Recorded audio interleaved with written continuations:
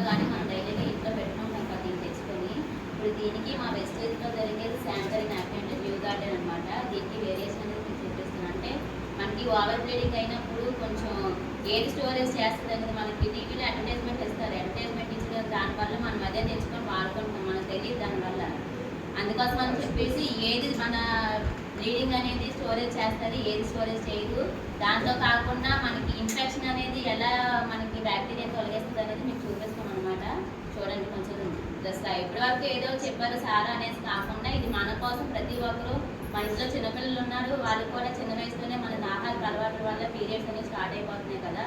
మనం అది వరకు సగం ఆల్రెడీ సగం ఏజ్ అయిపోయింది, వాళ్ళకి మనకి మంచి ఫ్యూచర్ ఇచ్చేదాన్ని బట్టి ఆలోచించండి, కొంచెం శ్రద్ధ పెట్టండి.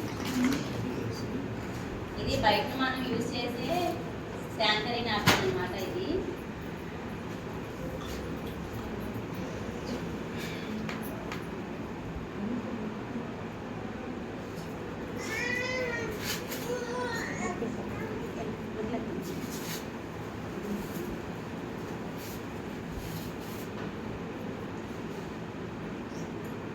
ఇది దానిలో ఉండే కాటన్.